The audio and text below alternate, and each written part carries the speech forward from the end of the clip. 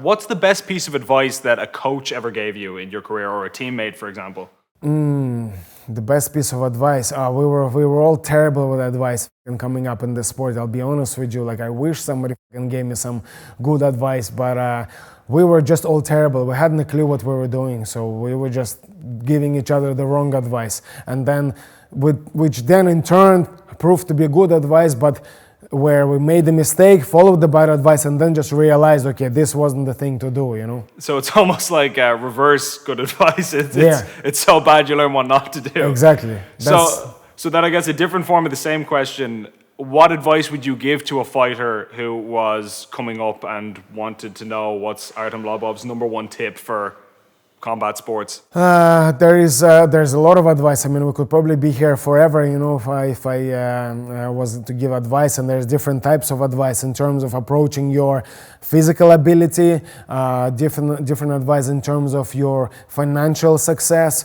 your media, I guess attention and whatnot.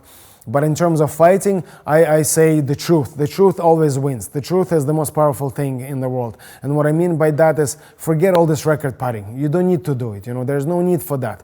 There's a million boxers out there that all try to live that life of putting their record, and there's a handful of the ones that became successful. And the truth is, the ones that did become successful, they would have done it anyway, regardless. So I think you're only lying to yourself. I think just train as hard as you can, take on all the challenges, and that will show you whether you're good enough to make it in this game and you should continue pursuing this, or perhaps that you're not going to make it, and you will stop in the right time when you still have a chance to do something else and pursue another, career. Rather than what people are doing now, they're following this dream of putting a record, and they don't really find out until later in life. And when they do find out whether they're good or not, a lot of the times it's too late.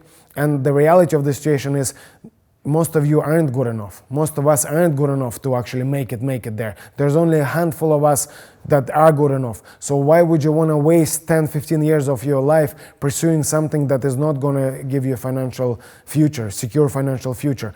Go into it straight away, right into it, and then see whether you're made for it or not.